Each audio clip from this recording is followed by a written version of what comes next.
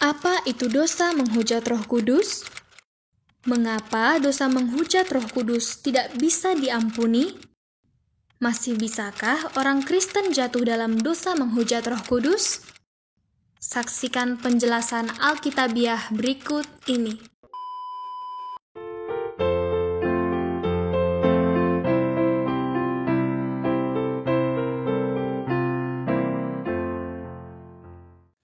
Ya, kembali bersama dengan saya Gembala Are, dan pada saat ini saya ingin menjelaskan kepada Bapak Ibu sekalian perihal mengenai menghujat Roh Kudus, gitu ya. Nats yang akan kita bahas itu di dalam Lukas pasal yang ke-12 ayat 1 hingga ayat yang ke-12 ya. Saya akan bacakan. Pengajaran khusus bagi murid-murid.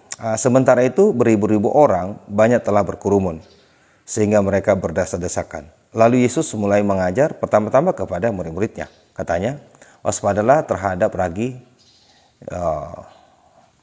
yaitu kemunafikan orang Farisi. Tidak ada sesuatu pun yang tertutup yang tidak akan dibukakan, dan tidak ada sesuatu pun yang tersembunyi yang tidak akan diketahui. Karena itu apa yang kamu katakan dalam gelap akan kedengaran dalam terang. Dan apa yang kamu bisikan ke telinga di dalam kamar akan diberitakan dari atas atap rumah. Aku berkata kepadamu, hai sahabat-sahabatku, janganlah kamu takut terhadap mereka yang dapat membunuh tubuh dan kemudian tidak dapat berbuat apa-apa lagi. Aku akan menunjukkan kepada kamu siapakah yang harus kamu takuti. Takutilah dia yang setelah membunuh mempunyai kuasa untuk melemparkan orang ke dalam neraka. Sesungguhnya aku berkata kepadamu, takutilah dia. Bukankah burung pipit dijual 5 ekor 2 duit? Sungguh pun demikian tidak seekor pun daripadanya yang dilupakan Allah. Bahkan rambut kepalamu pun terhitung semuanya. Kan itu jangan takut, karena kamu lebih berharga daripada banyak burung pipit. Aku berkata kepadamu, setiap orang yang mengikuti aku di depan manusia, aku berkata kepadamu, setiap orang yang mengakui aku di depan manusia, Anak manusia juga akan mengakui dia di depan malaikat-malaikat Allah.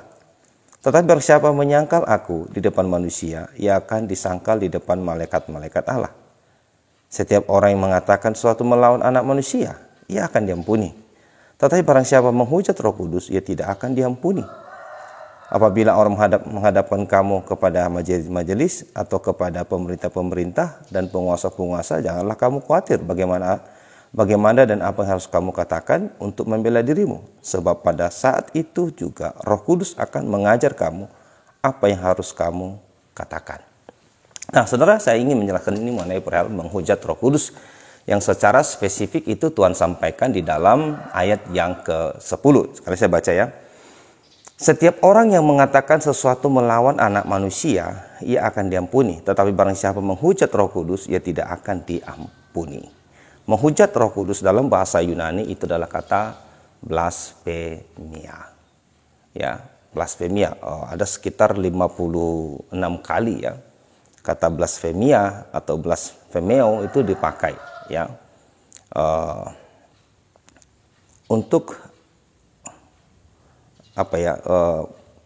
menegaskan sesuatu ya. Jadi menentang ya. Jadi kata blasfemia itu bisa diterjemahkan atau diartikan dengan kata menentang, menghujat, atau juga memfitnah ya, menghujat, memfitnah, atau juga bisa dikatakan menentang ya. Nah, Tuhan Yesus mengatakan bahwa barang siapa menentang anak masih bisa diampuni. Yang kedua, barang siapa menentang atau menghujat Roh Kudus, maka dia tidak bisa diampuni di dunia dan di akan yang datang juga tidak. Nah, ini adalah sebuah kesalahan yang fatal yang tidak ada ampunnya. Jadi ada 3 dosa yang tidak bisa diampuni. Ya, sebelum saya jelaskan itu, ada 3 dosa yang tidak bisa diampuni. Yang pertama dosa malaikat, dosa menghujat Roh Kudus, dan yang ketiga adalah dosa murtad. Ini 3 dosa yang tidak bisa diampuni. Ya, iblis atau malaikat yang jatuh tidak bisa diampuni dosanya, kesalahannya, dikarenakan dia adalah makhluk sorgawi, makhluk sempurna.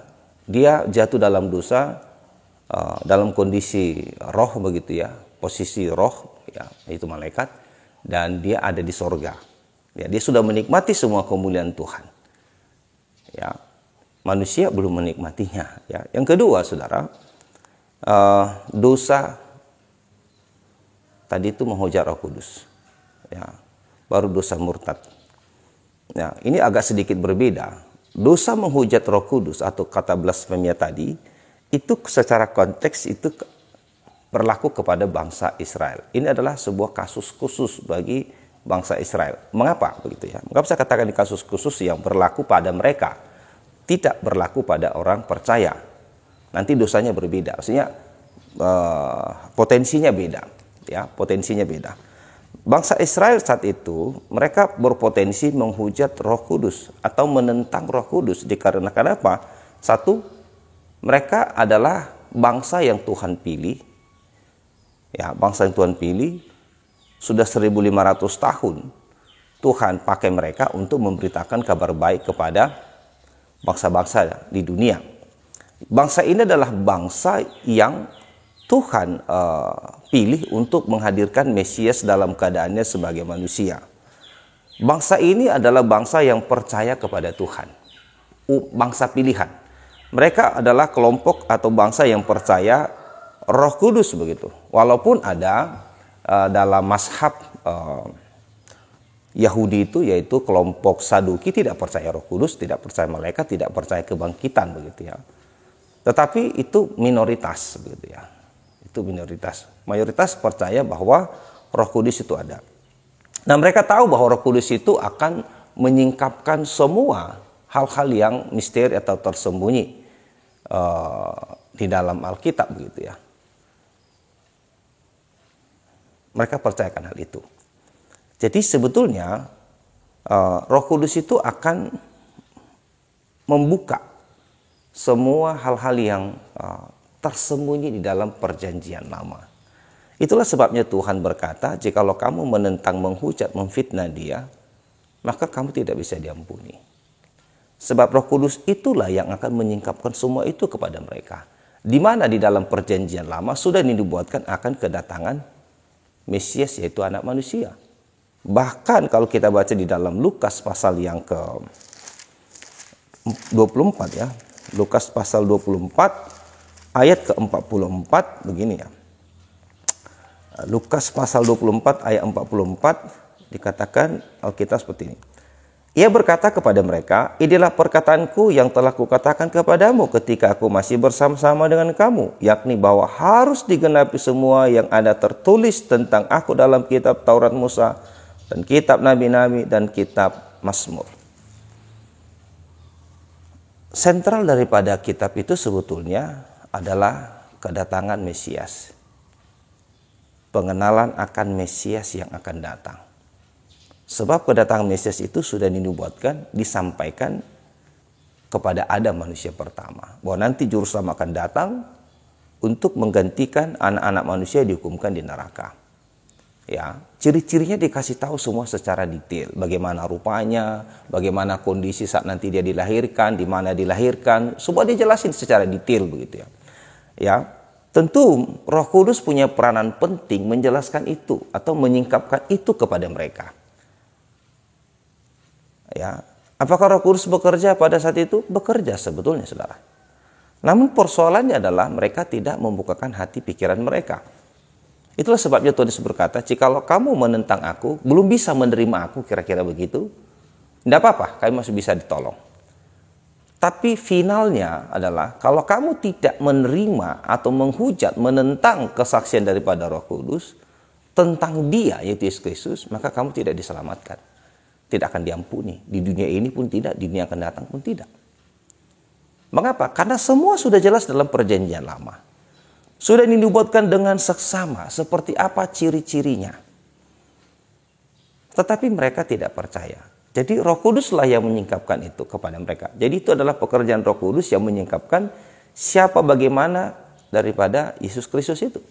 Mesias yang dijanjikan itu. Jadi mereka menolaknya. Itu artinya mereka tidak terselamatkan. Makanya Paulus kalau kita baca misalnya dalam Roma pasal yang ke-10 ya. Ini dia berseru kepada bangsa Israel di dalam Roma 10 ayat 1 sampai 3. Ya, Roma 10, 1-3, saudara-saudara, keinginan hatiku dan doaku kepada Tuhan ialah supaya mereka diselamatkan. Sebab aku dapat memberi kesaksian tentang mereka bahwa mereka sungguh-sungguh giat untuk Allah tetapi tanpa pengertian yang benar. Sebab oleh karena mereka tidak mengenal kebenaran Allah dan oleh karena mereka berusaha untuk mendirikan kebenaran mereka sendiri, maka mereka tidak takluk kepada kebenaran Allah. Ya, Paulus adalah seorang Ibrani asli, seorang Farisi yang begitu fanatik, begitu setia, begitu pintar begitu. Tetapi setelah ia menerima kesaksian Roh Kudus, maka dia melihat, wow, ternyata ini yang benar. Maka dia bisa menjelaskan intisari perjanjian lama itu kepada bangsa Israel. Ya, jadi sekali lagi, konteks menghujat Roh Kudus itu potensinya itu hanya kepada bangsa Israel. Ya, potensinya. Kenapa? Karena mereka adalah bangsa yang Tuhan pilih, mereka percaya ada Roh Kudus, mereka percaya juga janji kedatangan Mesias. Ya. Tetapi pada saat itu Roh Kudus belum termeterai dalam hati mereka. Ingat bahwa Roh Kudus belum termeterai dalam hati orang-orang Yahudi pada saat itu. Mengapa saudara? Kenapa belum termeterai? Karena juru selamat belum mengorbankan dirinya. Jadi juru selamat harus mengorbankan dirinya dulu. Sehingga terjadi penebusan. Supaya setiap orang yang mati, ya maka rohnya langsung ke sorga. Jadi supaya roh kita itu langsung ke sorga dan tidak nyasar kemana-mana, maka dibutuhkan Roh Kudus yang mendampingi. Sesuai dengan Efesus 1 ayat 13 dan 14. Bahwa ketika kita percaya, kita dimeteraikan dengan Roh Kudus. Roh Kudus itulah yang menjadi jaminan bagian kita sampai kita memperoleh seluruhnya apa yang dijanjikan oleh Tuhan begitu. Ya, jadi Roh Kudus itu akan bersama-sama dengan roh kita. Sehingga ketika fisik kita mati, maka roh kita dan Roh Kudus itu akan bersamaan membawa kita ke sorga. Ya, jadi bangsa Israel saat itu hanya punya potensi menghujat Roh Kudus. Karena juru selamat belum mengorbankan dirinya. Ya, itu ya, perbedaannya di situ. Ya, setelah juru selamat itu mengorbankan dirinya, maka penanggungan dosa seisi dunia sudah terjadi. Ya, pelunasan hutang dosa itu sudah terjadi. Dan setiap orang yang percaya kepada juru selamat yang telah mati menanggung semua dosa-dosanya, maka Roh Kudus termeterai dalam hatinya. Jadi dosa yang bisa dilakukan oleh orang percaya perjanjian baru adalah dosa murtad. Murtad itu adalah berbalik dari iman yang benar kepada iman yang salah. Jikalau seseorang itu belum dilahirkan kembali, sekalipun dia rajin ke gereja, seperti tadi dalam Roma pasal 10 ayat 1-3, sungguh-sungguh giat untuk Allah tapi tanpa pengertian, maka orang itu tidak bisa dikategorikan orang percaya. Dia hanya sebagai pegiat kegiatan gerejawi. Tetapi dia belum lahir baru. Orang ini kalau mati, pasti masuk neraka. Kenapa? Karena tidak dilahirkan kembali.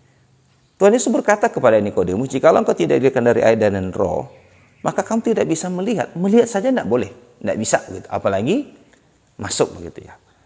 Nah itu saudara-saudara, perbedaannya. Karena di dalam perjanjian baru, kita tidak mendapatkan ada sebuah perintah atau ada sebuah nasihat dari para rasul supaya jangan menghujat Roh Kudus. Tidak ada, saudara. Hanya kepada bangsa Israel. Ya, hanya kepada bangsa Israel. Itu dikarenakan pengorbanan Sang Juru Selamat belum terrealisasi, begitu. Dan Roh Kudus belum menempati hati setiap orang percaya dalam perjanjian lama. Kenapa? Karena Juru Selamat belum mengorbankan dirinya. Penebusan belum terjadi. Tetapi setelah terjadi penebusan, Sang Juru Selamat telah menerima kematian. Ya, Sang Juru Selamat telah menerima kematian, maka Roh Kudus yang akan berperan mendiami hati manusia. Supaya setiap orang yang percaya tidak binasa maka berhidup kekal, dan kalau pada saat ia mati begitu, maka pada saat itu rohnya akan dibawa ke sorga. Di dalam perjanjian lama tidak. Orang-orang percaya tidak langsung ke sorga. Ya, orang-orang percaya perjanjian lama kalau mati tidak langsung ke sorga. Kenapa? Karena belum terjadi penebusan. Ya, belum terjadi penebusan. Tetapi setelah terjadi penebusan, maka terjadi perubahan. Roh Kudus menempati hati setiap orang percaya. Sehingga dosa yang dilakukan oleh orang-orang yang sudah ditempati Roh Kudus hatinya bukan lagi dosa menghujat, menentang, karena sudah di dalam. Yang bisa dilakukan adalah